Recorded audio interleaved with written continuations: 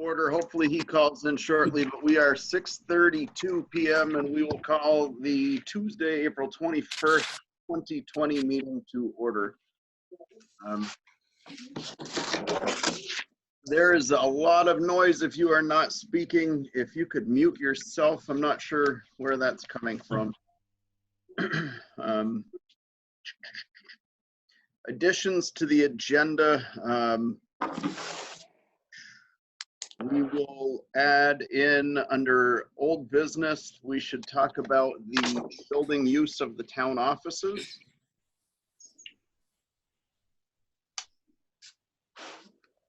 Is that all you have? I think so. Maybe while we have Seth here and you as well, Jean, maybe we should add number 7 and discuss that email I sent out. Sandy, I did get your email saying that we should look into some others as well, but let's just have a brief discussion about that and see if we can get that ball moving. So that's like fundraiser, library, and Yeah, that's fine. Department fundraiser, sure. rec and library fundraiser. I like it. Okay. Did anybody else have additions to the agenda? Seeing none, I don't have any chair's remarks other than I think we're doing okay here, Vernon. We had a great weekend with the parade, and we see a lot of people coming together on Facebook offering to help each other, looking out for each other, and it is great to see, and hopefully we can continue that. I know that this is tough and we all want to get back to some sense of normalcy, but as long as we keep up the good fight, I think we're headed in that direction. Open public comments on agenda items only. Seeing none. Yes. Excuse me, Mr. Yep. Chair. Do you want a motion on the additions? Oh, sure, we could do that. Yeah. Okay. This is why you guys are here. We all work together. I move that we add under new business, recreation and department and library fundraiser, and under old business, building use of the town offices. Second. Moved and seconded by Ms. Harris. All those in favor, please signify by saying aye. Aye. Opposed? Perfect.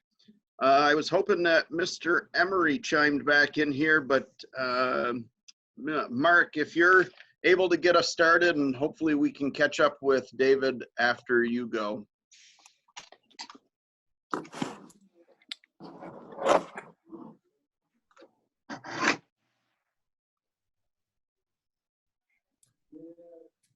Can everybody hear me now?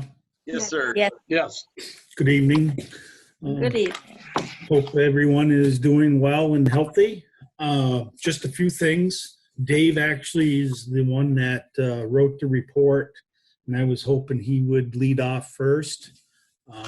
Unfortunately, he's having technical difficulty. So there's a few things from the Vermont Department of Public Health that I'd like to go over. As we all know, on Friday, this past Friday, the governor, state of Vermont, announced a path to restart Vermont. And he indicated and issued some guidelines on some small businesses that the state would allow to reopen and start work and try to get the economy going back in Vermont. A few of those businesses are small crews for outside construction or other outdoor trade jobs, and single worker, low or no contact professional services. The governor also clarifies the guidance for retailers to allow additional operations using delivery and curbside services. And he also outlined the safety requirements for these entities and others already operating to ensure continued social distancing, hygiene, and disinfection. This is all well and good, though I don't think Vermonters should let their guards down. I think we still need to practice the safety measures that have been imposed by the state. That means social distancing, personal hygiene, washing hands, wearing masks when out in public. So we all still have a part in this pandemic. I know last month's meeting, we discussed briefly the cloth face coverings, and there was discussion on how those should be cleaned. I did mention that the CDC's website did have some information on the maintenance and cleaning of the cloth face mask. The state has come out with a guideline for that. It's actually a fact sheet. I'll be forwarding that to Tim, hopefully tomorrow, and he can post that on the town's unofficial webpage for people to read and know the do's and don'ts for a cloth face mask. Another item that the governor discussed is that they want people outside. However, they want you to continue distancing yourself in practicing the safety guidelines. In addition, they have, as you know, ticks are really bad, and those cause problems as well. So the governor has issued, or there's guidelines for ticks. Make sure you take proper precautions for ticks. That's pretty much what I have for right now. I'm not sure if Dave's on yet, or if you have any questions of me.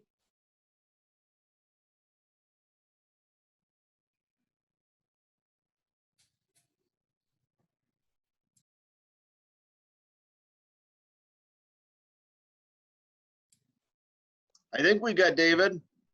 Oh, it's connected. I can hear you. Oh, there you are.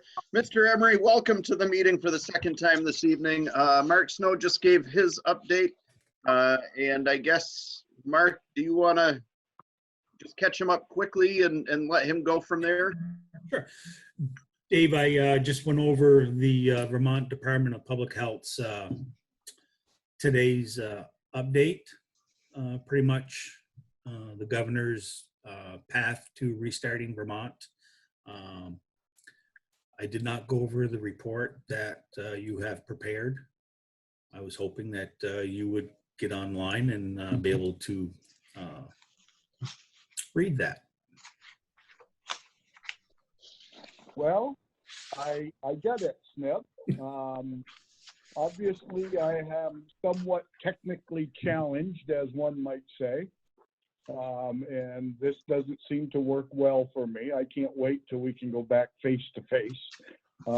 So let me start with today's report. And as you know, somebody, am I muted? No, you're connecting. Can you hear me? Yes, we can see you too. Okay. Yeah, I'm on the phone, but okay. So this is the beginning of week 6. And I don't know how many weeks we're going to continue, but I can tell you that nationally things have changed a lot. Vermont, as you know, has lightened up a little bit. However, just keep in mind that the numbers, for instance, today's numbers are, we're still climbing, however, not rapidly. As of today, there's 816 positive tests for COVID.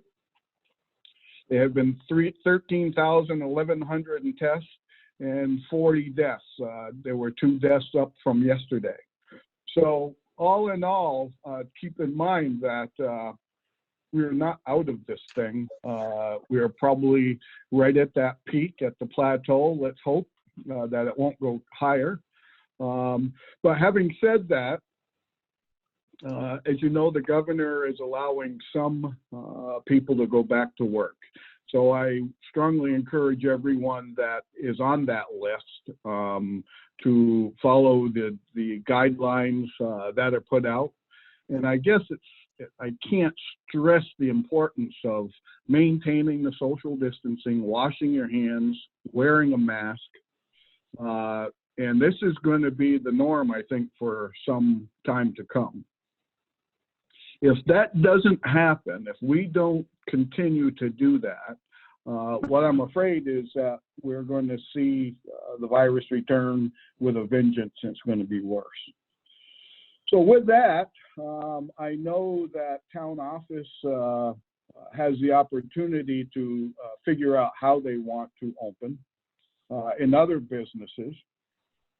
So I'm suggesting any business that does decide to open, that you write policies now, and you write the stringent policy. And it should include who's coming in, how they're coming in, when they're coming in, and what they're going to wear, if they're going to wear masks, which is certainly the way it should be, and setting some guidelines and times and adhering to it. Also suggesting that cleaning your office, and I don't know what the town has presently for cleaning public spaces in the town office, but you might want to look at that and write the policy to effectively clean it either on a daily basis or wherever you go. I might say though, that's above and beyond the norm.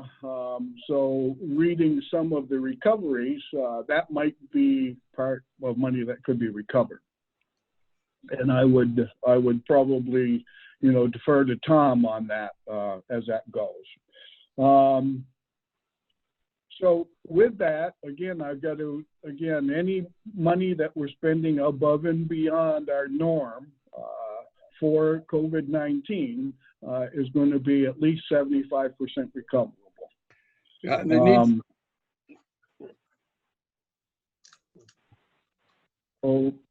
Okay. I can't, what? Okay, I'll keep going then.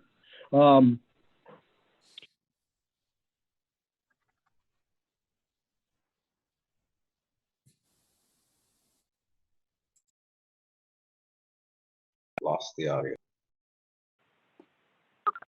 He's doing so Okay. good.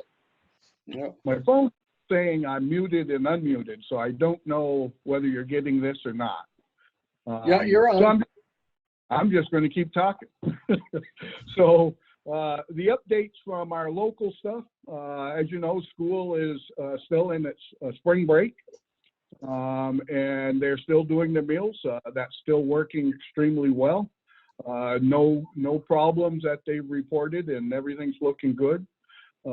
Deputy Whittle reports no significant issues other than the norm down here. Fire Chief Capin, as I reported last week, said calls are lower than normal, and their PPE is still okay. They're still okay with all that. I see Seth here, and he will certainly report on his closing and what he's got planned. And probably one I'm most concerned is the green, and Skip is still diligent with keeping that well in hand. And so far, and I'm knocking on wood, there's no cases reported to staff or residents. We're still maintaining a list of volunteers. So if there are people that want to volunteer, you can call Tim. Email him or call him.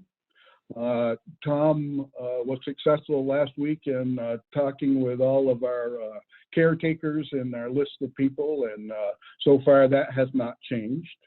So now I would open up. Anybody have any questions or anything that you want to know?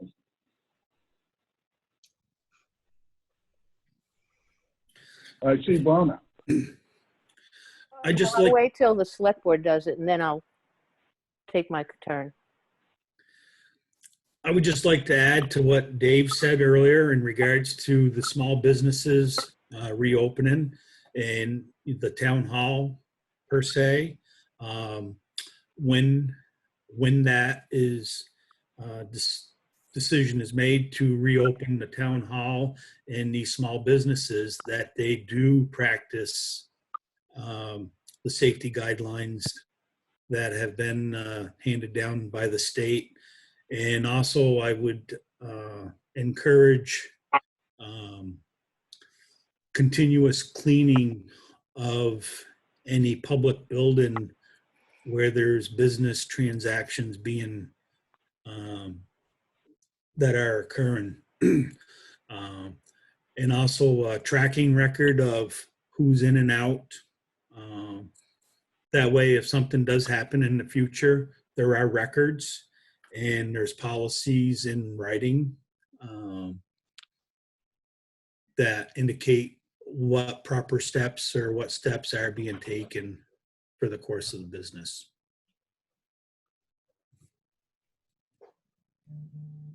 That's all I have at this point. Select board, any questions for this team here? Seeing none. Brana, go ahead. I have two.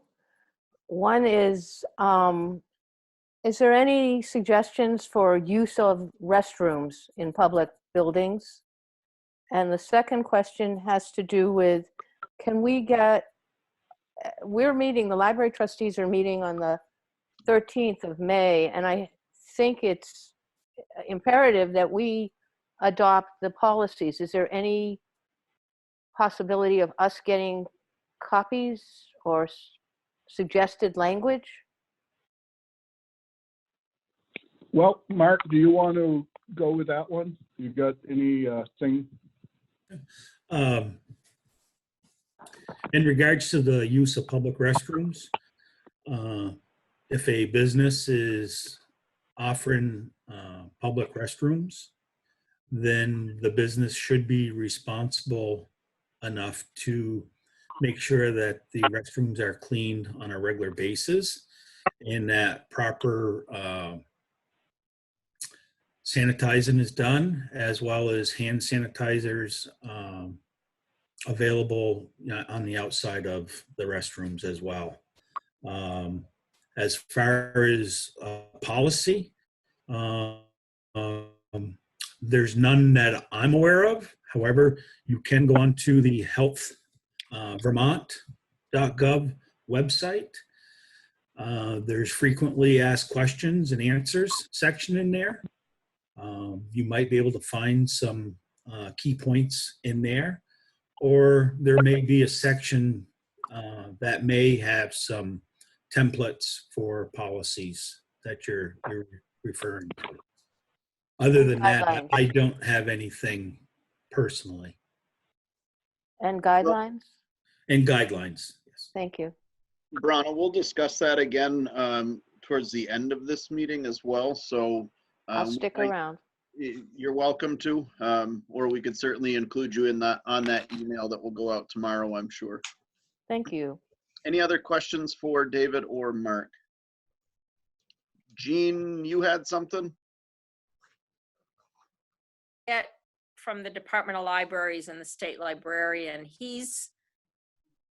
I can tell the questions they're asking that they're already starting to formulate a plan for how to at least reopen libraries, which would really be similar to the public building. I feel like the governor is going to really lay out how this should be done. And that's where we should take our cues and do at least that, if not more. So I feel like that is going to be coming as the openings are allowed. And I think you're right. I think, Dr. Levine, and they've done lots of press conferences, and they've all been, very, very clear that the social distancing, washing hands, and masks are probably going to be truly what's going to be enforced.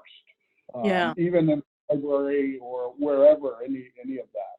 And unfortunately, it's going to be a little bit tougher because people are going to be turned away from entering that type of building if they aren't complying. Yeah. But the CDC has been very clear with the same thing. So if you narrow it all down, the policies and procedures are probably going to be pretty simple. We just got to figure out how to make them work. Yeah. Those four things are going to be the simple ones, and now figuring out how to make it work. You know, for instance, making appointments. You know, I don't know if the library could do that. You know, you might be able to reschedule different times for different people, different age groups. But again, I think I would absolutely agree that we'll see some guidance come out from the state very quickly. Matter of fact, I would assume by the end of the week. Right. Rana, was that helpful? Yes, thank you. Right. I know like before we had lockdown that the assistants were washing down books or disinfecting books covers as they were coming in. So I assume that those kinds of practices will, and others. I know that Jean has been thinking about it, and I've also seen questions on the trustees listserv.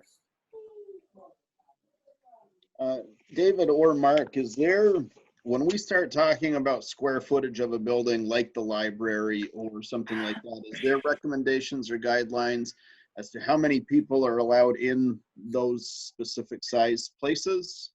I don't know if I'm making sense with that. Yeah, there are. However, square footage hasn't been the topic of the discussion. Unless you're talking fire code, then square footage and the number of exits make the difference. In this application, with the virus, it's the 6 foot thing. So however you look at that, if you took, you know, 30 by 30 building and made 6 foot circles around that is going to be the key. So I think one of the things that we've seen is that they're putting marks on floors, 6 foot marks. So giving people a good indication of where they can and can't be. Doing everything that you can to help the public decide, you know, it's funny, I've heard people saying, well, I'm carrying a 4 foot pipe wrench, and I've got 2 foot arms. So, you know, it's funny that that 6 foot measurement comes out in a whole bunch of different ways. So I would say that the 6 foot is going to be one of the tougher ones to do. I know in my case it's extremely difficult. You know, I'm a hugger from way back, and so 6 foot is difficult. So it's going to be one of those things that we have to do, and we need to get used to it because it's going to be here for a very long time. Until in today's press conferences, that said these guidelines are going to be pretty much the norm until there's an effective vaccine, and we could be looking at 12, 18 months away. And just to add to the occupant load, I'm not aware of any restrictions on occupant loads here in Vermont, though I can say that in neighboring states that, such as grocery stores, they're using the rule of thumb of 40% of their normal occupancy for their, and that's based on square footage.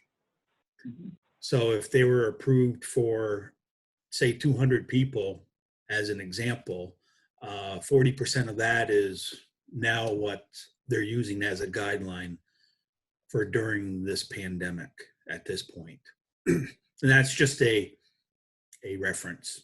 But again, that's not in the state of Vermont, that's in neighboring states.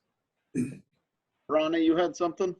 Yeah, I was just thinking about the lobby of the building, and I think that, I'm sorry, Jean, but I think we should remove the sale books and even the chairs and tables, so we don't encourage congregation. I don't disagree with you. I think that rather than going through all of that work downstairs, we do have those velvet ropes for the election. I don't know if that is a possibility to just rope that off for now. I will rely heavily on Mark and David for that one. And also, while we're talking about all of these spaces and we have the rec director here, let's just have the discussion about the rec center. Your thoughts on that, opening that up slowly, or what are we looking at as far as this weather starts to get nicer, allowing the kids out? I just want to get your guys' professional opinion on that. Are you looking for my opinion specifically, or are you looking for those who maybe have a little bit more experience in this field than myself? So I think that this is a good time to have this discussion while we have the select board. We have Mark and David here as well as you. I think it makes sense to just kind of throw this around. Certainly not saying that we're going to remove signs and barricades tomorrow, but what does that look like for the future here, gentlemen?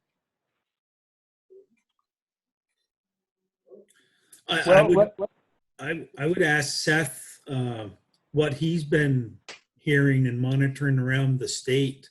Sure. What are other recs departments doing? Yeah, and I have spoke with my colleagues from surrounding towns and how they're working through this. And it sounds like we're all kind of in the same boat.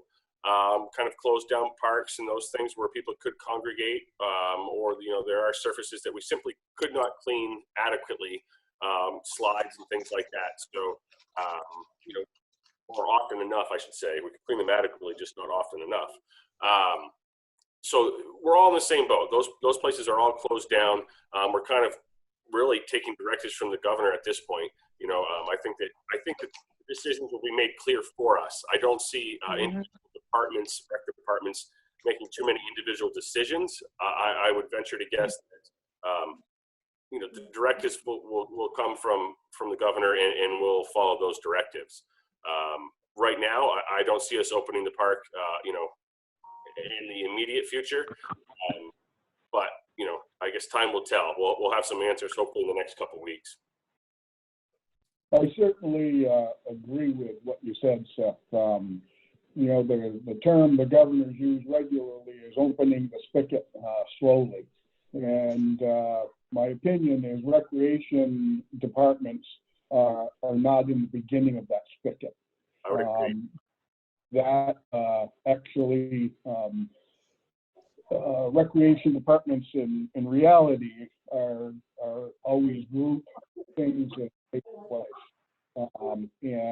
And the businesses that are being allowed to open are two people. So in your application, I think the discussion's important, and I think it's good to start looking at that plan. But I would certainly say that that's not this week. That might be as that faucet turns. I would agree. And to add to that is the gathering of 10 or more has not been lifted. So, so that's still in place. Certainly that falls under the rec department. Yeah, and that was part of the original challenges that we were facing. I had people say, "Are you going to, ask me prior to the closing if we were going to close down the park?" And my initial thoughts were, "Well, no, we'd love to keep it open." But it became pretty clear pretty quickly that if a couple groups of people, independently decide that they're going to go, use the park, that more than 10 happens very quickly. We had upwards of 15 or more on multiple occasions, and we just said this can't continue to happen. We can't be the ones that are essentially authorizing this by having the park open. So it's kind of forced there, which understandably so. One question, what about the pavilion? I know you have a lot of events there during the summer months. Are any of those being scheduled, or are you not scheduling any of those until further notice? Yeah, we schedule those up to a year in advance. So we do have a calendar of events scheduled. At this time, no cancellations have been made, though that certainly would be something that we'll have to visit in the very near future. But we do have events that generally start, I say events, we have rentals that begin late May generally. And I don't have the calendar in front of me, so I couldn't tell you when the first one was this year. But certainly in June. Decisions will have to be made for sure. So Seth, let me be the first to cancel.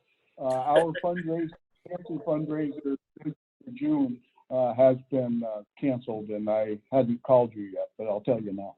Yep, that works, Dave. Thank you. I'll make a note of it. All right. Any other questions for Mark, David, or for Seth pertaining directly to the rec opening? Seeing none.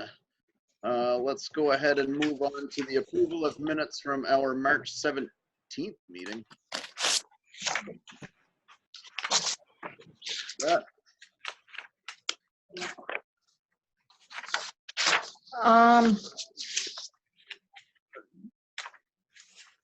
The only thing that I noted was that on page 5, there were actually some minutes from the executive session, so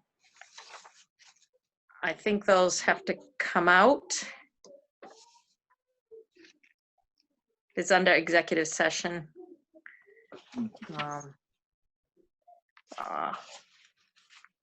Oh, wait a second. I'm sorry, I read that wrong. Forget that. You're on March 27th, right? Yeah. On page 4, it says page 3, but it's the last page. It's at the conclusion of the all of this discussion. I have no idea what that means. On page 4? Yeah, it says page 3, but then it also says page 4. It's under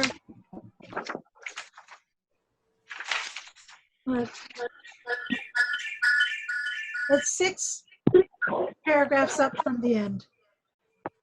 It's after bullet number 4.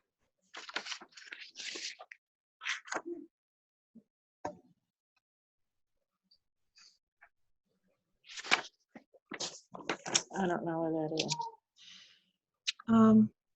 Do you see where the motion is to pay the employees not considered essential? It's a last made motion before the adjournment motion.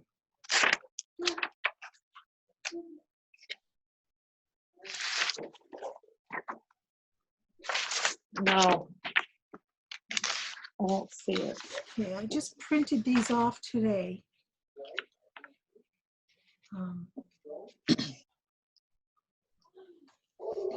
Oh, okay, here we go. Oh, I see what you're saying now. Yeah. Bottom then- of page 5. Oh, it's page 5? What Mine number suggested that way both off. be so- right, some online.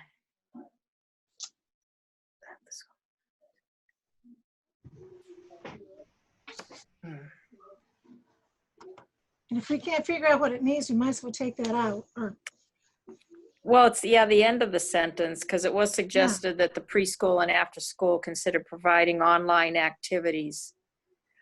I guess in a similar manner to what the school is doing is what was kind of said. okay, That is taking place at the preschool. Cool. So I was hoping that Tom would, because I believe he took the notes that evening, I was hoping he would weigh in on this.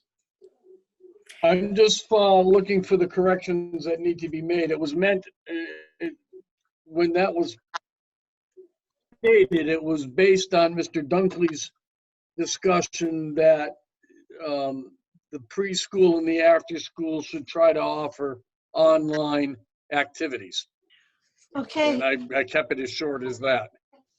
okay, so I'm not sure I have the same minutes everybody has, because I only have literally 4 pages, but there's 4 bullets. Number 4 is the town should be keeping track of all expenses for possible FEMA reimbursement. Then it says at the conclusion of all of this discussion information, colon. That's as clear as mud. And I'm seeing the same thing. The 17th to the 27th. Pardon me? The 27th. All right, 27.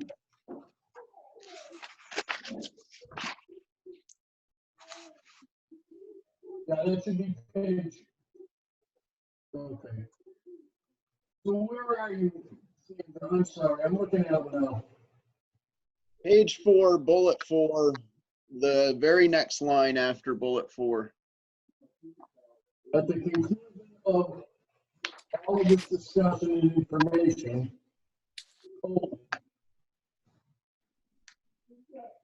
Ms. made a motion, is what I've got. Before the motion, it says at the conclusion of all of this discussion and information. She's saying the sentence is not clear, Tom. Yeah, the word "the" should be the conclusion of all of this discussion and information, colon, Okay, there was a motion. So the word "the" should be eliminated. okay. And then on the motion, seconded is S-E-C, not S-E-N. You're correct. Motion was seconded, not senated. I mean, Jean is very talented, but I don't know how she did that one. Any other corrections to that? No. All right, can I get a motion? I move that we accept the minutes as corrected. And those have been corrected. Can I get a second? Second. Moved and seconded by Mr. Root. All those in favor, please signify by saying aye. Aye. Aye. Opposed? Perfect. I am intentionally dragging my feet. I saw Mr. Dunkley drive by. He should be joining us shortly here. But I think we can move into the bills and warrants. Okay. Mr. Chairman, I make a motion that we approve payment of the following warrant. 21T accounts payable, $53,801.37. 14S payroll, $9,630.33. And 15S payroll, $7,344.32. Second. Moved and seconded by Sandy. I'm sorry, all those in favor, please signify by saying aye. Aye. Aye. Opposed? All right. While we still have Mr. Emery here, is there any objection to us moving the adoption of the LEMP plan up to now so that we could get him out of here should he so choose? Great idea. All right, having no objection, you're up, Chief.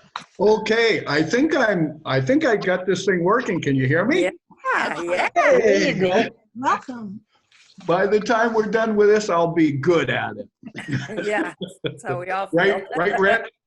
Rich will teach me.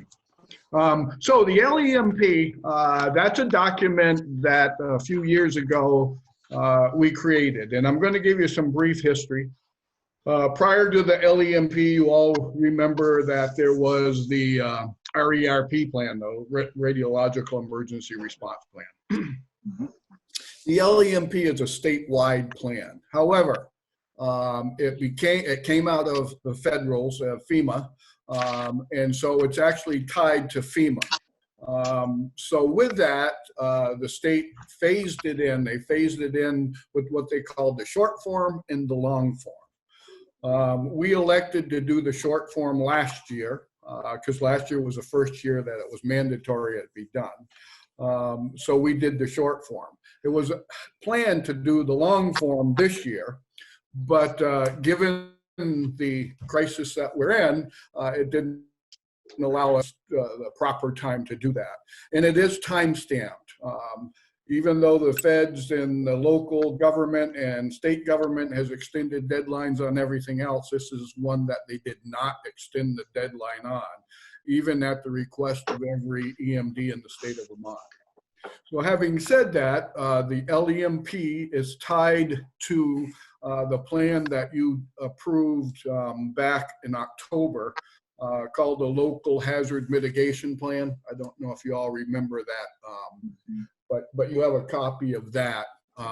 So for us to get federal funding, we had to have that plan and the LEMP. So the short form and the version that you have is the short form, and there's no changes on the plan itself. The only changes are names and contact things. Other than that, it doesn't have any changes. And on the sign sheet, and it has to be signed, it has to be approved by the board and signed by the chair. There is a little box that says, mark this block if readopted plan has no changes from the previous year. So that is what you're seeing right now, no changes other than names. And then hopefully next year, you'll see a much thicker document with a lot more stuff in it than you have in the past. So what I need to do today, this has to be into the state by May 1.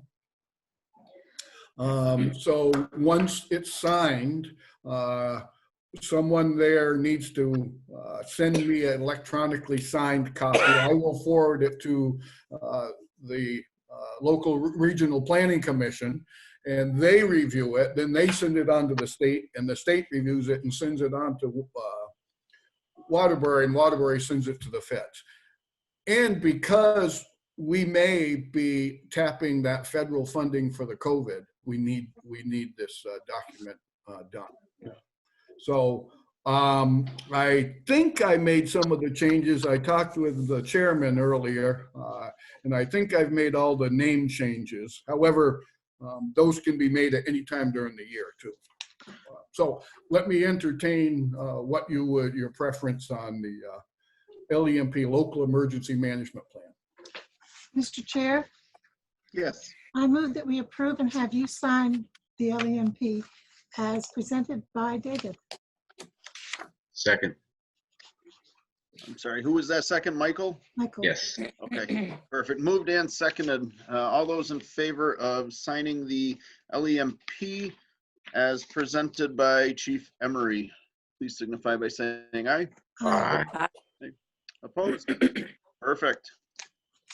So Chief, I will take care of that tomorrow. If you get that over to the town office, and we'll make sure that that gets, or I'll print this off tomorrow and sign that, and we will scan that over to you. Yep, Mr. Chairman? you've got and anything else you want to, if I've got some names wrong, or we can change that anytime. Thank you. You, David. Stay safe, everyone. I'm going to click out. Let me know. 579-9931. Call me and I'll do whatever I can to help you. Thank you. I appreciate everyone working hard on this program. See ya. Thanks, David. you. Appreciate you. Thanks, David. Bye. Tom, you had something? Well, David's gone now, so I'll have to wait till tomorrow. Wait a minute. I'm still here. I didn't click out Okay. yet.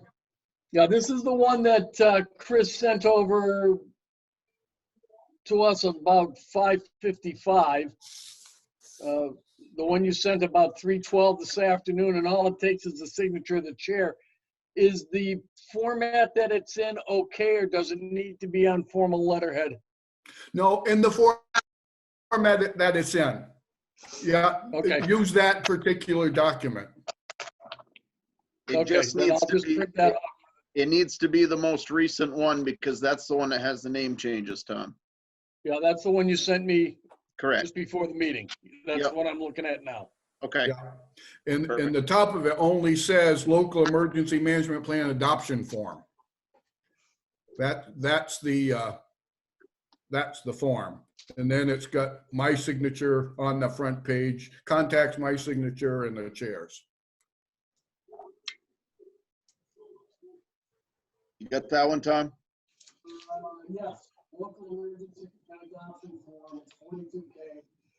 Yeah, it's fine. It's the one I received late today, not the one I sent out earlier today.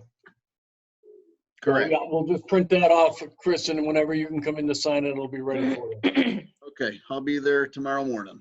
Okay, excellent. All right. Mr. Emery, thank you, sir. We appreciate you. Thank you, ladies and gentlemen. Have a good night.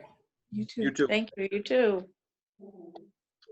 All right. And in an effort to, oh, Seth is not right there. So we will do the update regarding the emergency meeting and the work session meeting.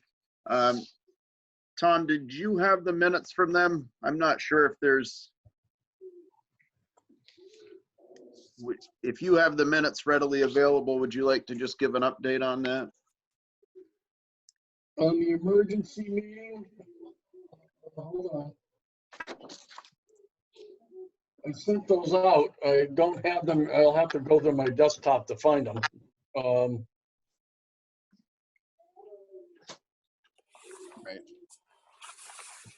Well, while we have Mr. Deyo here, let's try and get him out of here as All well.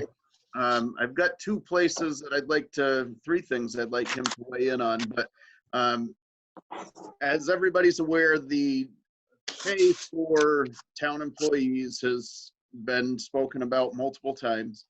I had asked Seth to come up with, just let us know what that budget looked like, because that had been a question I believe, Jeff, you had asked about after school programming and the revenues not coming in and how that was going to affect the bottom line at the end of the year. So I had asked Seth to take a close look at that and lay that out for us so that we could make a more informed decision and make sure that that we were really wrapping our head around this and not backing anybody into a corner. So with that, Seth, if you want to jump in here, that would be great. Yeah, I will. So I guess I'll kind of give a general synopsis of what our projected numbers will look like for the department through this fiscal year. There's two scenarios we really need to look at, but it's important for people to first understand the bottom line number that is the goal of our department. Basically, you're looking at our actual budget of $350,429. We project revenue of about $190,000 prior to the pandemic challenges we're facing. Nope, that's not going to work. Go ahead, sorry. All right, which means our total for taxpayers to raise, as approved, the previous town meeting, not this previous one, but the one prior, was that we would cost taxpayers $160,429. So that's really the magic number that we need to hit. And there's two scenarios that we have to look at here. One, and forgive me, I'm looking at a sheet here, so if I'm not, visually looking at the screen, I'm just making sure I'm getting my numbers correct. We have one scenario well, first of all these numbers that I'm going to tell you factor in all department staff that are currently receiving paychecks, receiving those paychecks at their current levels through the end of the fiscal year. That includes preschool and one after-school program staff member. We do have two after-school program staff members. However, one was scheduled to be out with medical leave, and she has not received a paycheck since that scheduled out date. We felt that was the appropriate way to approach that. So that leaves us with one after-school program staff member that has been receiving a paycheck, and we would like to see that continue. So these numbers that I'm about to read to you. I'm sorry to interrupt you, Seth. Can I ask, you said the end of the fiscal year, would that after school personnel, would that be until the end of what would have been our normal school year? Yes, sorry, I wasn't clear with that. Yes, it would be through the end of our normal school year. There would be no additional paychecks. It would be the normal end of the school year, correct? Right.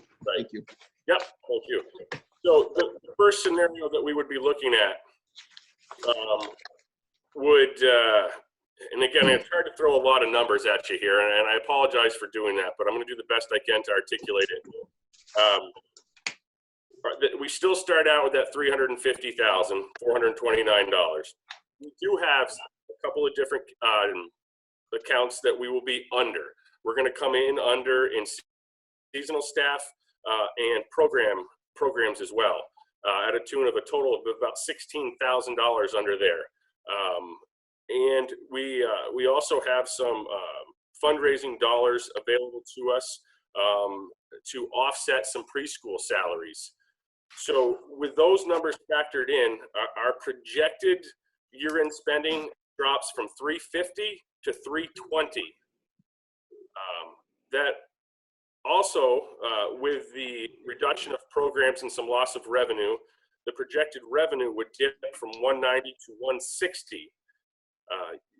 320, 429 minus the projected 160 revenue gives us the total to raise of 160, 429, which is exactly, that's the number that we need to hit. So we can certainly hit that.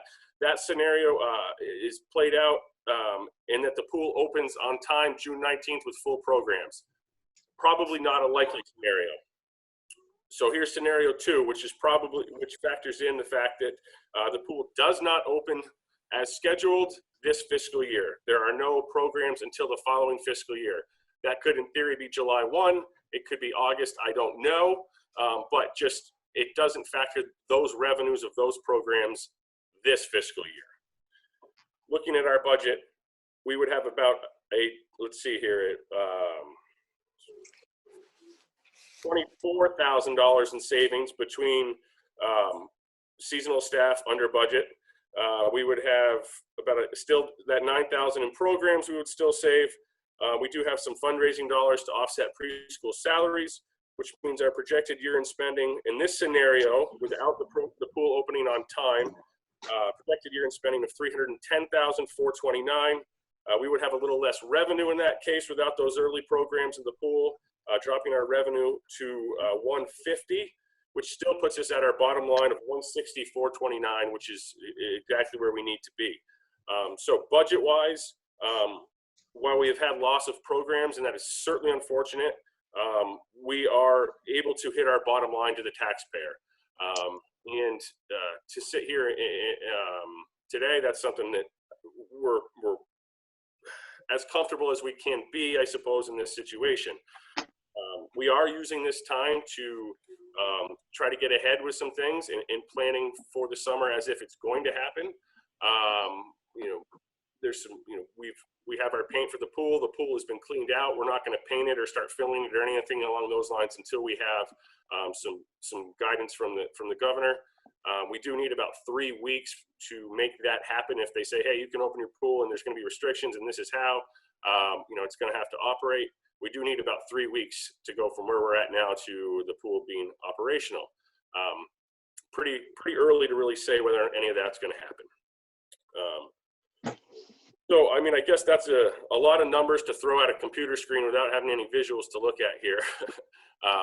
But the bottom line is we are able to hit our total to raise to the taxpayers, maintaining payroll, and still operating the best that we can.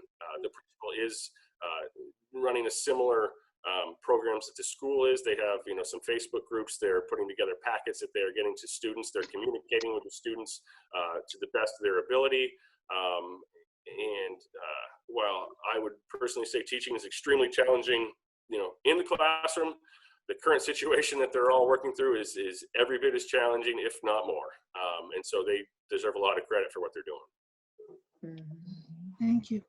So the reason that I had asked Seth to chime in here this evening is not because we're making any decisions tonight, but because this was scheduled to be a large part of our discussion at the May 5th meeting. Right. So I wanted to make sure that we had these numbers. Seth, if you could send those out so that now it'll make more sense for them to see that, and we can have that for our discussion on the 5th. Having said that, Jeff, I know that you had raised the question at one of the previous meetings about the preschool teachers doing similar to what grade school and middle school teachers were, and Seth has confirmed that that is happening.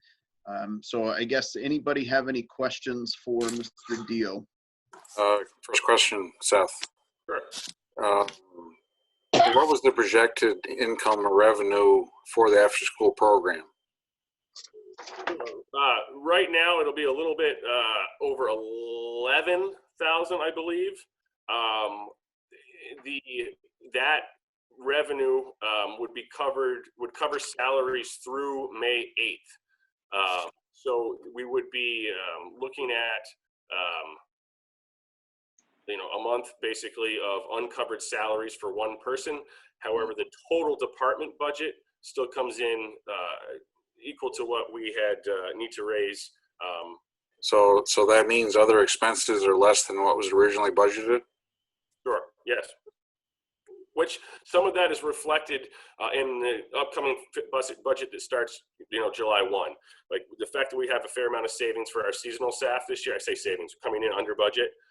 We did reduce seasonal staff salaries starting July 1 as we've been able to figure out how to do things, similar services, but still reduce staffing from what we had previously done. So in the past, I know you've looked pretty hard at individual programs, I believe with the idea of trying to make as many self-supporting as possible. Yep. So after May 8th, the after-school program is not self-supporting. In this particular environment, yes, Okay. that is the case this year. That's what I wanted to know. Okay. As far as the opening up the pool and the rec, who's going to make that determination? You mentioned the governor. Sure. Is it the rec board, or like I said, who's actually on the ground going to make a determination what to open? Yeah, I don't believe those decisions will be made here locally. I believe those decisions will be in the form of directives from the from the state, whether or not it's number of people on a given site, whether or not it's 6-foot rules. I believe there will be some guidance that will be coming down. I know that the Vermont Recs and Parks Association has drafted some letters and looking for some protocols from the governor's office to say, hey, what can we do and how can we do it? So I believe those directives will be coming. Okay, thanks. Sure. And Jeff, we did discuss that briefly while we had Mark and David here earlier to just to get their kind of recommendations or input on that. And their feeling was the same, is that was going to very much so come from Montpelier at some point. At least this is the quarter turn that the governor keeps referring to, and how that's going to reflect in the reopening of our parks. Any other questions for Seth in regards to that? Okay, so if nobody on the board objects, while we have Seth here, this is how organized I am. I'm just all over the place, but I had sent out an email earlier about I believe it's called the Gray Shirt project. And I just reached out to him to see, I saw that he was working with a local business here in town. It seems like a fairly straightforward, it doesn't cost us any money, but there's potential to make money to offset some of these costs, to offset some of the fundraising dollars that Seth might have to dip into, as well as the library. So Brana, this was where I had said, or mentioned you might want to stick around for this. I just think that this is worth looking into. The shirts sell for, I think they're $19. Each department would get $10 from that specific sale. $9 stays with the company to cover their costs and their salaries. So ultimately, it's a small business trying to help other small businesses or entities like this and keep everybody's head above water and make this hurt a little bit less. My personal opinion would be that our town recently has very much shown that we are in this together. They've worked together. They have looked out for each other. So I feel that this is a potential to put a few extra dollars into each of those funds to offset a little bit of this. So questions or comments from the board on that?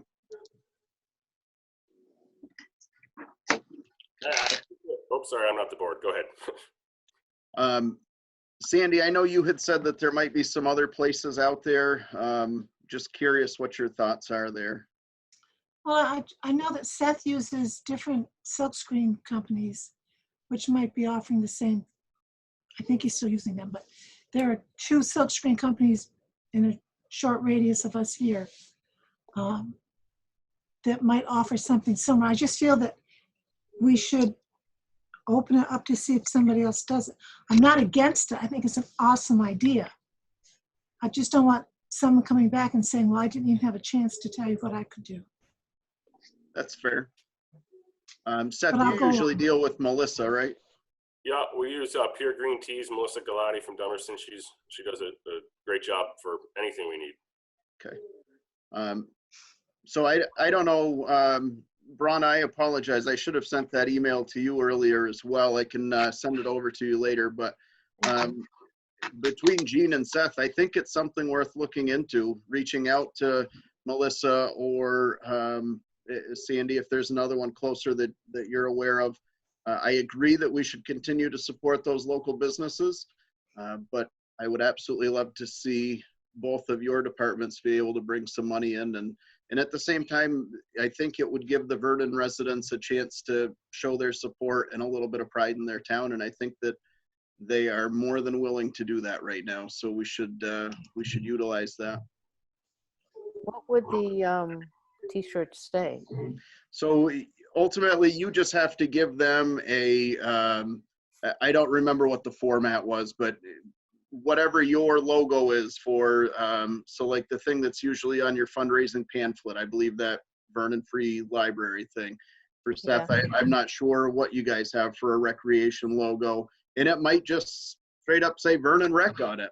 I don't think any of that's going to matter. I think that it's just going to be a sense of them pitching in and helping, and I mean, hey, we all get a shirt out of the deal. So that was my only thought with that, was that if every little bit helps here when we're starting to talk about Seth potentially dipping into fundraising money because he feels so strongly about making sure his staff is paid, and I agree with them on that, that this is a way to kind of help out with that. So That's good.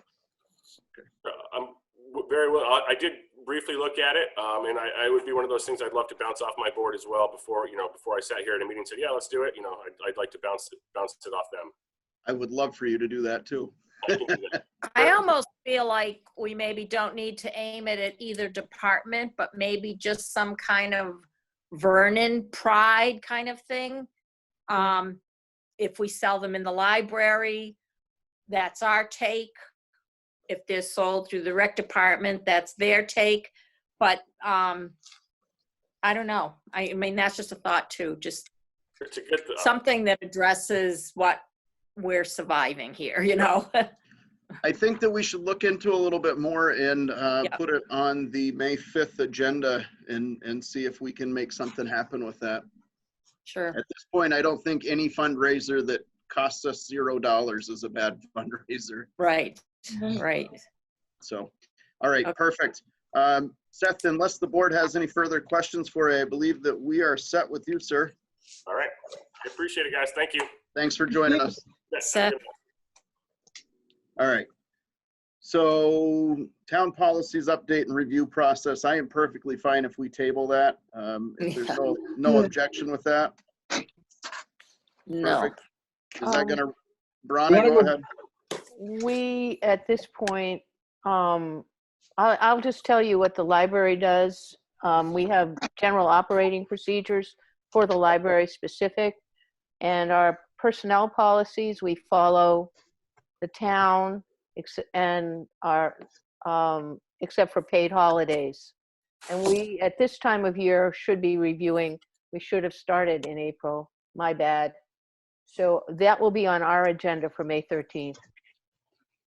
And Bronna, you have all of the pertinent information that you need to log into Zoom and host a meeting and all of that stuff. If Yes. not, we'll get that to you. Okay, perfect. I have my own subscription Oh, for the library and some other stuff okay. in my life. Perfect. Thank you. Update on bid regarding John Deere. So we have 2 bids. Neither of them came in time.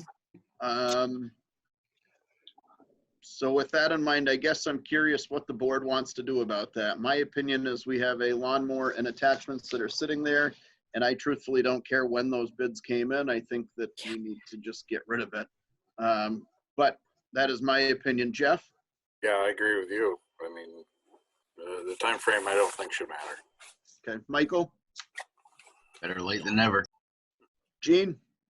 I agree. Sandy? Move them out. With that being said, Tom is the holder of the bids, and I'm not sure how we proceed from here. So if I could, Mr. Chairman, I'll just let you know when they came in and what they were for. We received the bid on the 16th of April from Mr. Deyo for $551. That was from Peter Deyo. And on the 20th, just to make sure we understand the dates, we received a bid from Mr. Pond on the 20th for $550. So, but the dates are important here. Mr. Chairman, I move we award the bid to Peter Deyo for $551. That dollar could help the rec. Second. Second. Moved and seconded by Mr. Dunkley. All those in favor of accepting Mr. Deyo's bid of $551, please signify by saying aye. Aye. Aye. Aye. Opposed? Perfect. Congratulations, Pete. It is all yours now. Now get to work. That's right. And I guess this has absolutely nothing to do, not on the agenda, but it has to do with the North School. The shed that was outside of the town office blew away in that windstorm that we had last week. There was absolutely nothing of any value in that. It is still out there. It is held down so that it doesn't blow away again. And I would like to say thank you to David Emery, Seth, and Ian Deyo for cleaning that up. The things were strewn all over the place. And when I got there from work, those guys were so unbelievably soaked in the pouring rain, and it was miserable and cold, and I was out there for 5 minutes. So thank you for getting that cleaned up. Everything that was in that is in the North School at this point. I think we will put that on our next agenda as far as what we want to do with that. It's a lot of old police department stuff that, as far as I'm concerned, probably needs to find a dumpster. But I think I will go in there and lay it all out and take pictures, and then we can discuss that at the next meeting if everybody's okay with that. Okay. Sure. Perfect. Zoom to town accounts update. So that's been moved over. That is under Cindy's name now. It is paid for by the town card. I believe, Tom, you've been reimbursed or will be reimbursed. Yeah, I'll be made whole. It's all good. So thank you for letting us utilize your card in the beginning of this nightmare until we could get that switched over. So ultimately now any committee has the option of using that account to host their meetings. And this was in an effort to continue to move the town forward and keep business operational. So I don't think that really needs much more discussion unless anybody has anything. Seeing none. Town picnic discussion. I was asked this week if we were in a place to make a decision about the town picnic. And the reason for the question was because if we are not in a position for that, we need to cancel the fireworks by, I believe it was the end of the first week in May, or else we get billed 10% and we continue to get billed until we either cancel it or allow them to come and do it. So I will just start by saying that my opinion is that yes, this was all voted on last year. It was made pretty clear at this year's town meeting that this isn't an overly supported thing.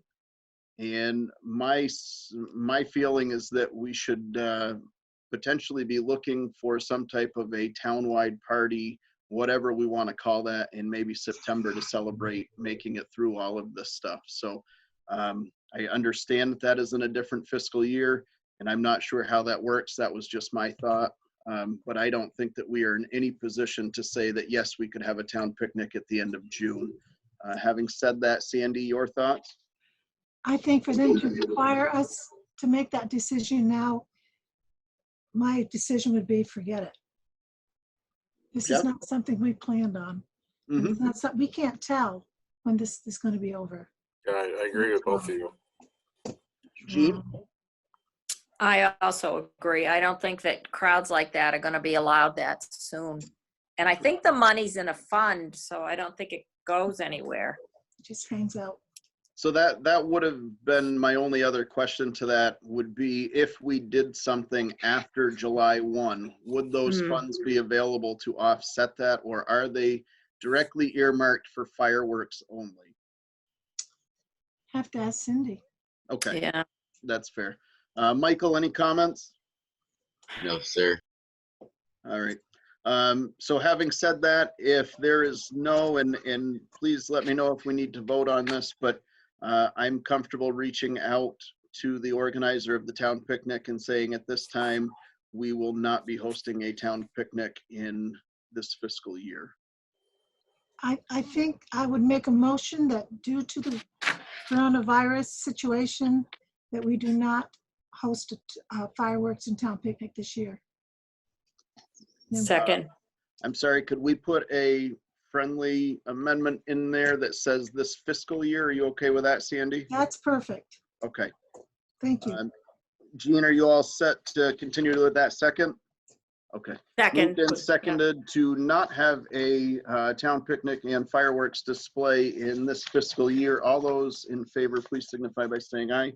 Aye. Aye. Opposed? Okay. All right.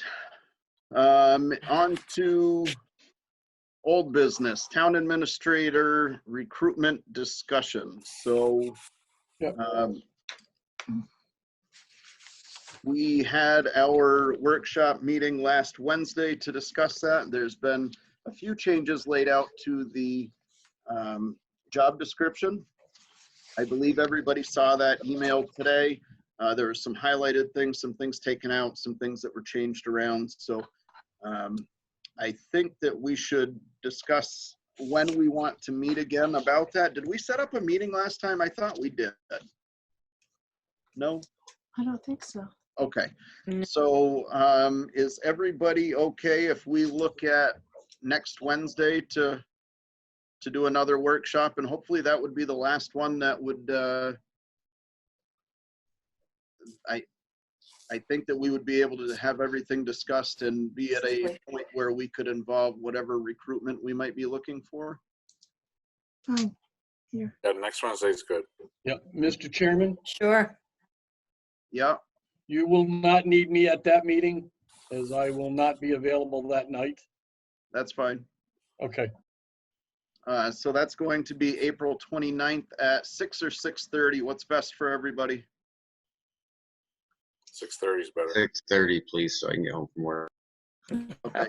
So Wednesday, April 29th at 6:30, we will host another workshop meeting for a town administrator recruitment. Just putting that in my calendar, sorry. Me too. So I won't forget.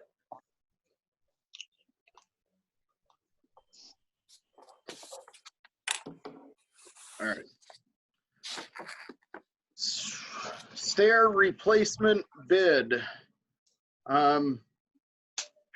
We've gotten some comments on it. I personally think that it is not an overly welcoming sight when we drive into town and the first thing you see is caution tape on the stairs to the town office building. And I know that there's been some discussion about this before. Apparently it was supposed to have been taken care of. It wasn't, it was. I have no idea. Either way, those stairs are still in terrible shape. I think that we need to do something about that before it looks any worse or before somebody gets hurt. The only problem I see with it, and I'm hoping that with the governor's orders that some of those things start to open up again, is that nobody can get concrete right now. is what I heard the other day. What truth there is to that, I'm not 100% sure. I'd seen but I six was. concrete trucks. What's that? I seen 6 concrete trucks on Route 30 the other day. I don't know if it depends on what the project is or where it's from. I did hear from a employee at one of our local businesses that if a truck crosses from New Hampshire with it on it, that there is a fine waiting for them for doing that. So I don't know what the ins and outs are of that. I don't know if there's any truth to that. I just wanted to pass it along that this might be something that we get bids on, and then the work is actually pushed out a little bit. Having said that, I would like to open it up to a discussion. Go ahead, Jeff. Yeah, well, I agree that it does look pretty unsightly when you drive by, seeing the caution tape. You know, and again, I don't think they're dangerous if you got the caution tape up, but anyways, yeah, I think whatever we can get done sooner is the best. Gene? Well, I have rallied to have those stairs replaced for a long time because they're not consistent measurement.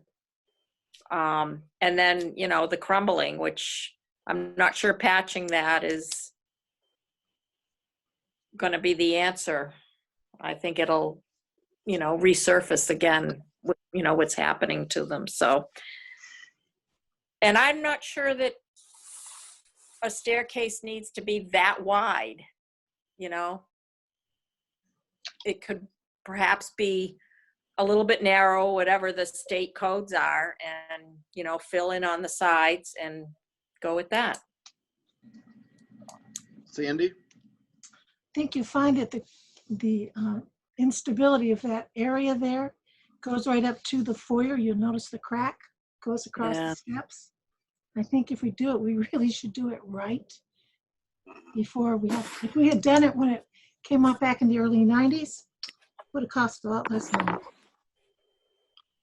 So is there, where is the, and Michael, I'm intentionally holding out on you because of your experience with that, but I'm curious where the funds for that are. Was there something set aside at one point? Where, because I thought we had said that that had been discussed previously and it was supposedly supposed to be taken care of and wasn't. So where were we spending that out of? I don't know if that's just like building maintenance and repair. I didn't see it in the capital plan. No, It would definitely be a capital plan. no, it's not in there.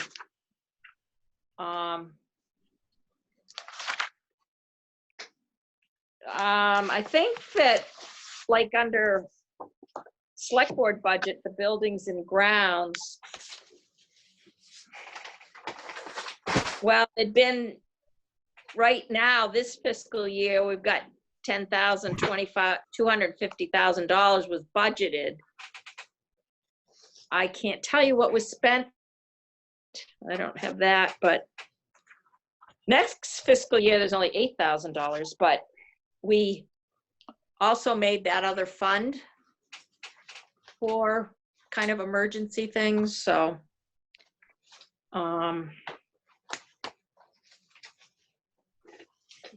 yeah, not knowing what that's gonna cost, I don't know how we're gonna do that. All right. So I know that, Tom, I had asked you to reach out to some people. I'm not sure if that's happened yet or not. Yeah. Do you want me Go to ahead. answer that, or? Yep. I've reached out to 3 different firms. I've reached out to Reno Brothers. I've reached out to Zaluzny. Spoke with the secretary there, and I know, Chris, you've spoken to people down at Zaluzny as well. And to King, Andrew King, who does concrete work. He's out of Putney, but his son lives on Franklin Road. He and his wife live on Franklin Road at the Damien Flooring former house. So all 3 of those folks are going to be providing bids. And I've also ask them to in a separate quote, not only the stairs, but to look at the landing, if you call it, to the patio or to the foyer, where that is also, the metal is all, stairway there is all crumbling as well, and that's falling apart, as Sandra so aptly mentioned. And so I wanted to get a price on that repair or replacement in that area, not the whole foyer, but certainly going up to that top landing where it's fallen apart as well. I think whatever bids we get needs to be to do that job the right way and not piecemeal this back together and just put a Band-Aid on it for a year. And having Right. said that, I would like to open that up to Michael, where this is a large part of his experience in, with his military career. So Michael, your thoughts on the stairs at the town office? I think it's going to be cheaper all the way around to replace them completely. Band-Aids are very expensive. In my experience, we only used them for dignitaries coming to visit, but they're very pricey. Okay. So it sounds like everybody is in favor of having some bids on this, doing it the right way, and hopefully doing this once and for all. And it sounds like, Sandy, did you say the 90s? This has been. Yes, and I don't know if Christine or Steve Zaluzny have any of Walter's old stuff or if it's in the files, but I believe they had engineering look at that. I know they talked about it back then, doing the whole thing. So it might be good to research what we've done in the past for what would be required. Because when you do the RFP, we're going to have some information. Tom, is that something that you can try and dig into and find that stuff? Yes, I will try to hunt it down both through the minutes and through the files as well. I don't see anything jumping out at me in the file cabinet behind me, but that doesn't mean that it's not somewhere else in the building. Tom, the select board minutes of that time were put into PDF files on a disk. And I think if you research it, you might be able to pull them up that way. I don't know. Okay. I shall look at it that way. All right. That was from the 90s. Yes. Sandy, do we need a motion to move forward on any of that, or where are you at? What are your thoughts? I think we ought to see what he can find and then bring it at the next meeting. Yep. Okay. Okay. All right. I think all that we have left here is a quick discussion on the building use. We all received the email. Tim is allowing certain people in. He admittedly felt like he maybe stepped on toes without more communication with the other people that share that office space. So then he sent out kind of an amendment to that and some thoughts on how we could compromise and everybody could utilize that space. I did speak with David Emery today, who also touched on this during our meeting this evening. He said that it would be in everybody's best interest to have a written policy. So unless the board objects, Tom, I would like to ask if you could possibly organize that between the lister's office, the treasurer's office, the clerk's office, and Bronna and Jean, if you guys want any weigh-in on that. I think that you guys might be coming up with your own policies and procedures to move forward, but you might be able to take some ideas from what we get there. Ultimately, I think that they're all elected officials and they can do what they want in there. But I think that I think they need to work together the best that they can to come up with a plan that suits everybody's needs as far as continuing to operate the town without potentially putting any of our employees at unneeded risk. So a written policy from each of those offices and a tracking system David had mentioned. So I do think that we should have a sign in, sign out log there so that we do know who is coming in. Should something happen, we have a place to check with that. And I am curious everybody's thoughts as far as, and if it's a possibility, but increasing some of our cleaning companies' time, and if that would be available under the COVID, the federal funds that would be there, so that we could potentially recoup some of that cost, but ensuring that, because I think, Gene, how often do they come into that building to clean? One night a week. The governor's directive had said that areas where the public is coming in needs to be cleaned 3 times a day, the beginning, the middle, and the end of the day. Any day that the public has come in. So I guess, Gene, you've got the floor. What are your thoughts on this as far as moving forward and how we should be looking at this building?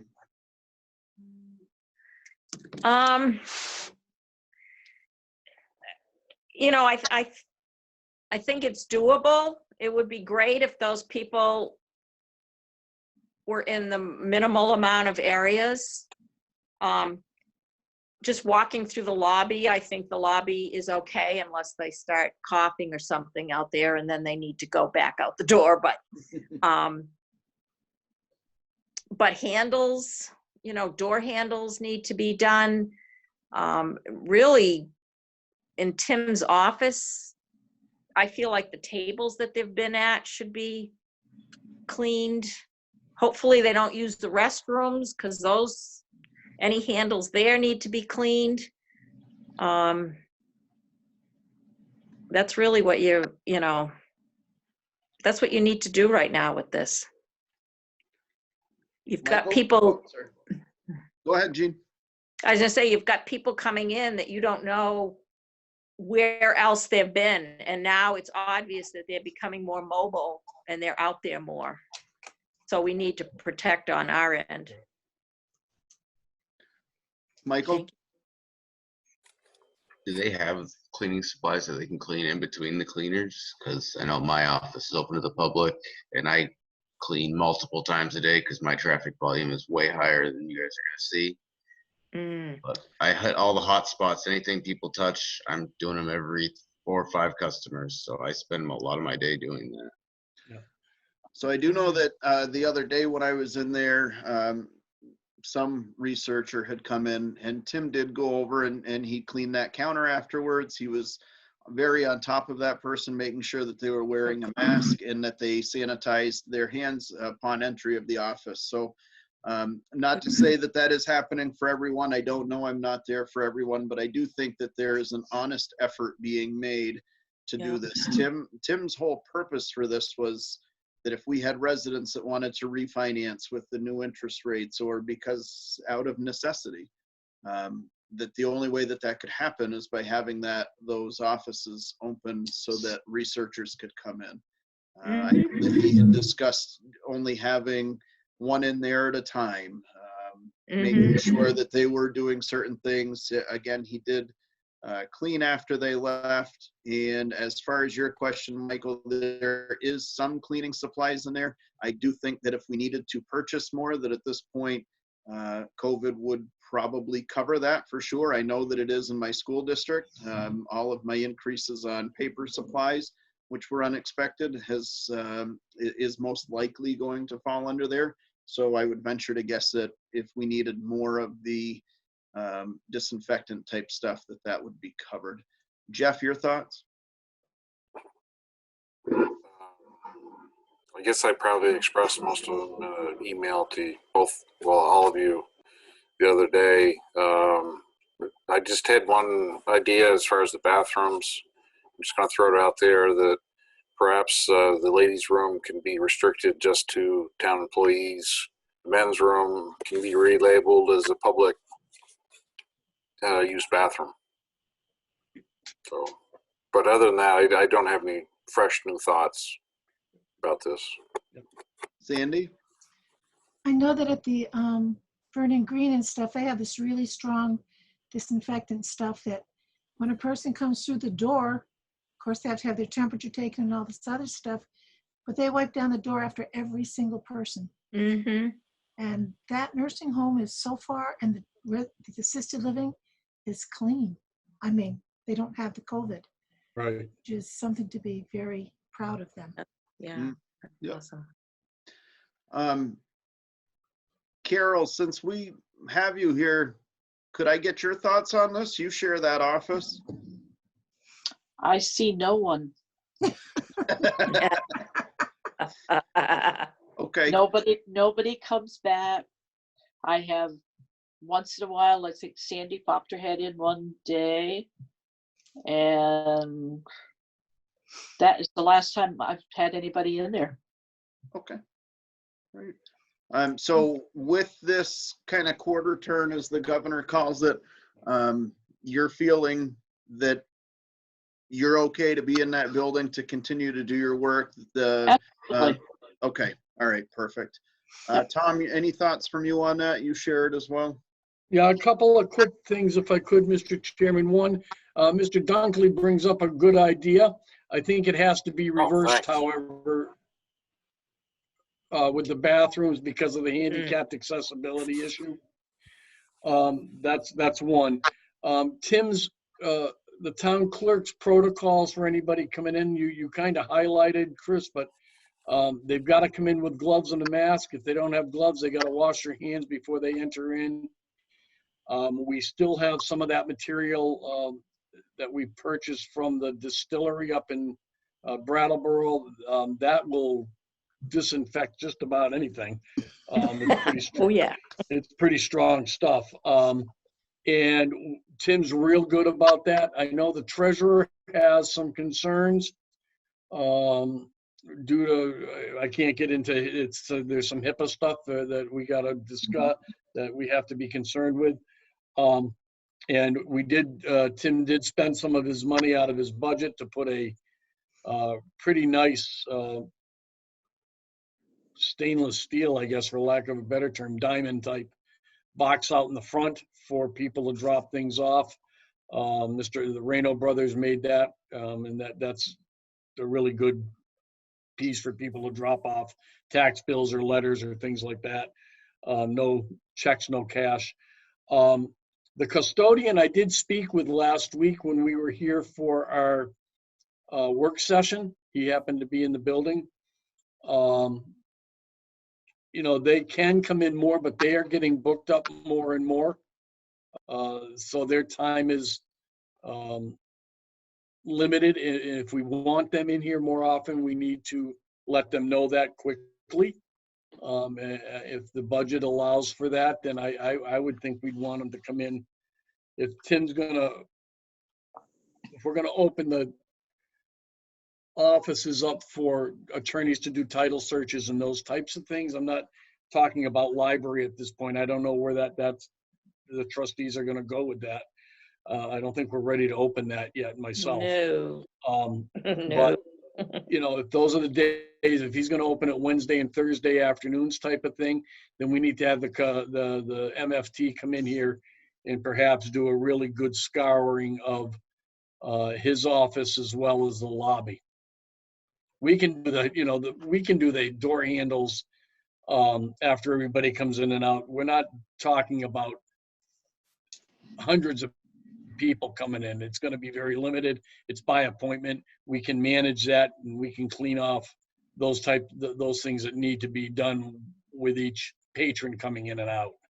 But I do think you may want to have MFT in here if they're available those nights for just this extra cleaning of the bathrooms in the lobby in Tim's office. Ron, I do see your hand. I'm just curious the board's thoughts on reaching out to MFT about increasing their hours. My thought would be that if the treasurer is going to be in the office Monday and Tuesday, that maybe they come Tuesday night, and then if Tim's there Wednesday, Thursday, maybe they come back on Friday or something. Yeah. And that's covering after each separate office is kind of open, if that's making any sense. Curious what the board's thought on that would be. Sandy? I think we need to have them clean whatever's the best possible. Gene?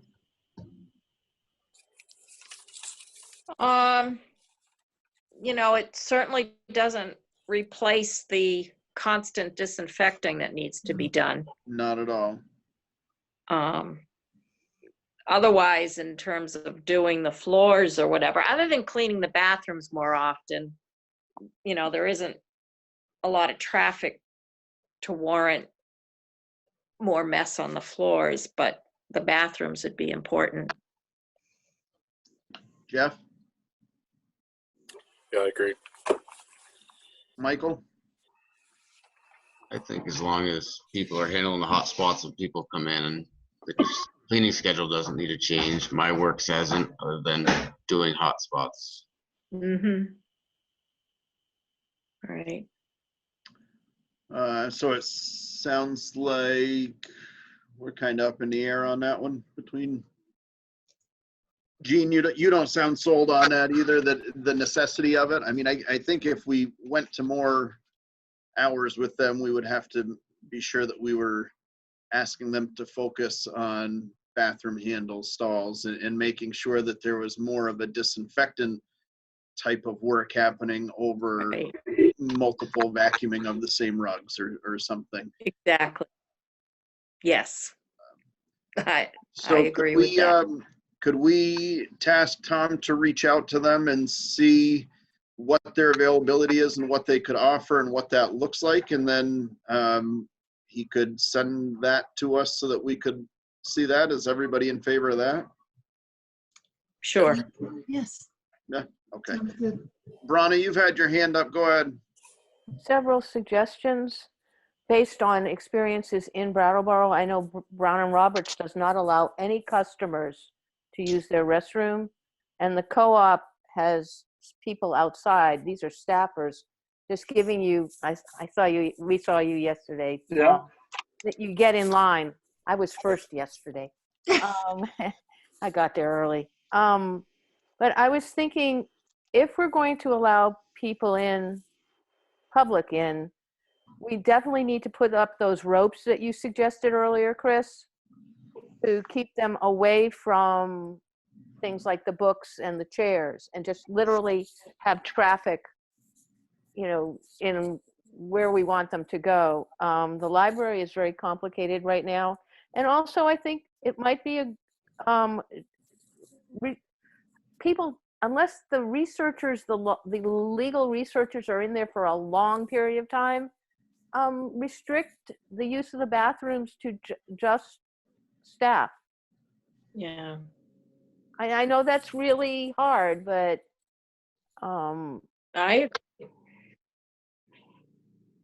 fine with that. I think that is really gonna, well, I guess that's probably one of the only decisions that we as a board could make. The rest of it comes down to each department. So I think that we could certainly ask that they do that. The restrooms are reserved for staff only.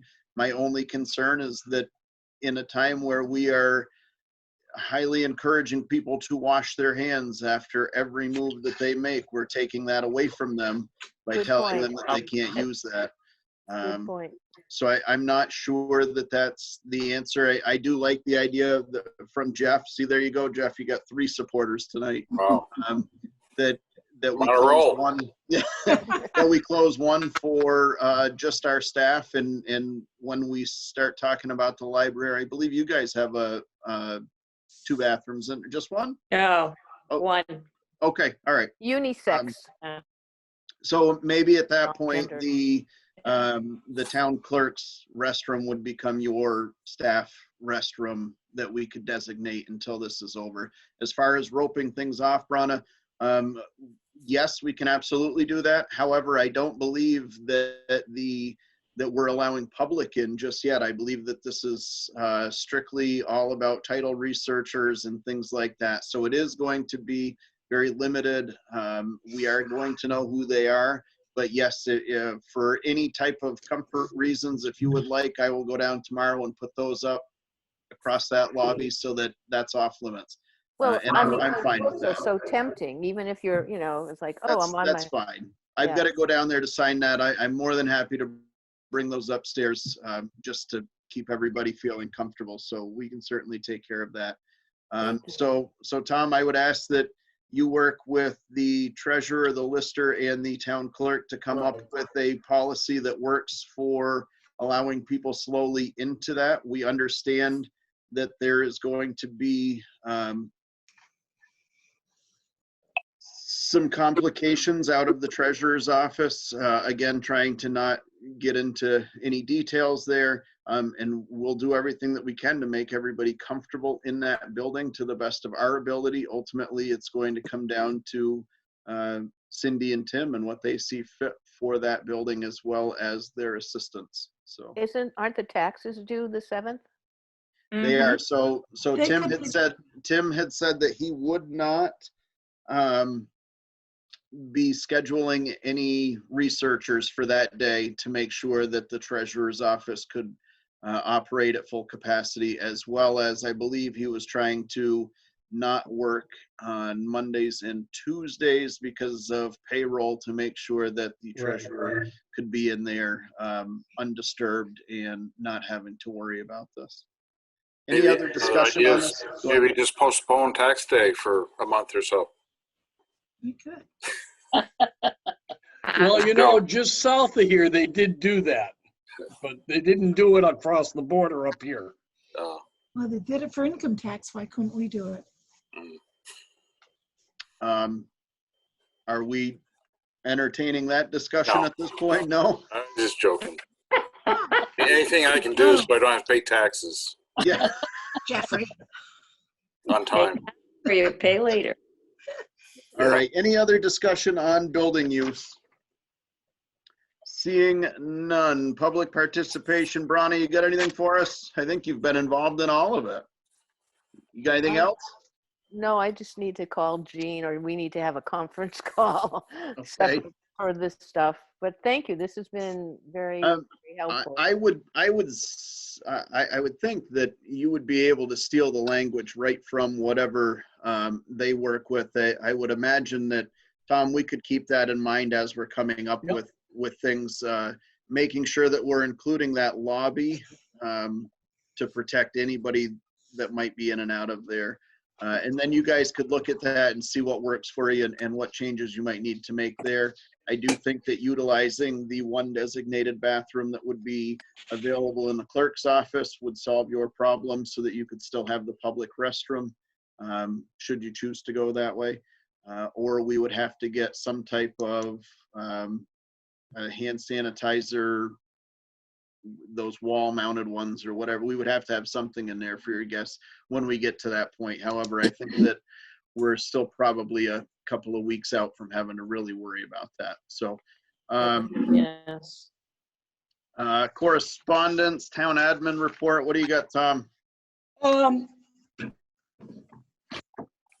Been working with a couple. We had a call today. You should not be aware of this, from a senior from the housing development down on Huckle Hill, relative to the town reimbursing people for ambulance runs.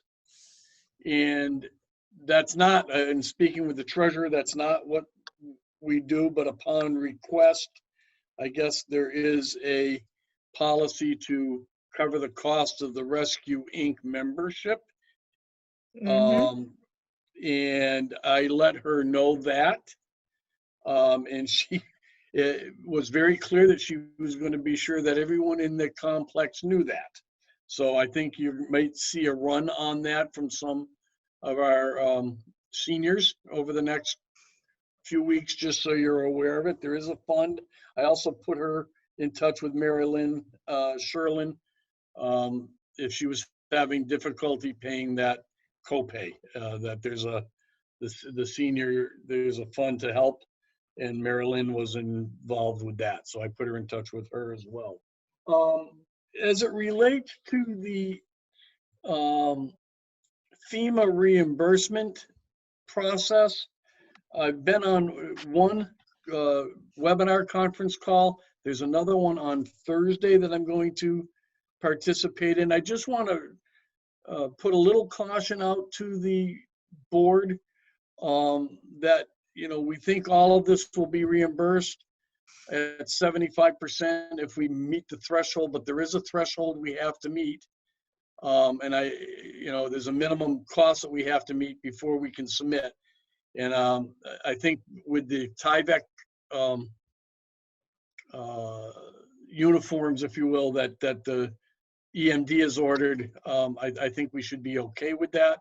But I don't want people to get a false sense of hope that everything we spend is going to be reimbursable or accepted for reimbursement. We're going to submit everything we have, all of the payrolls, all of the other things that we can that are overtime, and those are extra, and those extra costs that the town has incurred since the declaration of the emergency by the governor and through this COVID piece. But I just want the board to understand we can submit all of the invoices. That doesn't necessarily mean that they're all going to be accepted. And I just want people aware of that. We submit, you know, I've submitted before hundreds, you know, the thousands of dollars, and thousands of dollars less X has come back as reimbursement at the 75%. I just want people not to be expecting 100% of what we submit to get 75% of that back. We probably won't. But just that way, no one's going to be surprised. That all you got? Yeah, I think that's really all we got. Tim and I have been working. You asked me a little earlier about the minutes from the emergency meeting. Do you want a recap on that meeting? I had sent the minutes out, but do you want, I've got them up if you want a recap of what the board did so the public's aware. Sure. The board met on Easter Sunday and met with Dave Emery and the board and myself. Since the governor declared a state of emergency, it was important that the town declare a state of emergency as well. So it would be eligible for up to 75% FEMA reimbursement. And Sandra made a motion to adopt the local jurisdiction for emergency declaration to be dated 4/12/2020 at Vernon, with the correction that the two corrections that the town administrator be interim town administrator. That's correct. And that the date was put in correctly. That was part of it. The other piece of the meeting, support of the select board to support the rec director and rec committee on closing the parks. And a motion was made there by select board member Harris to support the actions of the Vernon Rec Committee to close the recreation facilities, including the recreation center, playground in the town, while excluding the town forest and hiking trails. The motion was seconded by select board member Carr and unanimously agreed to by the board. And the board adjourned a little bit before 12 o'clock. Okay. Perfect. Next select board meeting will be May the 5th at 6:30. We do have a work session that will be scheduled for, what is that? Is that the 29th? I believe so, next Wednesday at 6:30. That will be more town administrator discussion. And with that, I would entertain a motion to get out of here. So moved. Second. Oh, Jeff beat you, Gene. All right, moved in second, and all those in favor, please say aye. Aye. Aye. Opposed? Good night, everybody. Thank you. Chris, I'll have that document with Tim for you to sign in the morning. Yes, sir. Okay, thank you. Everyone.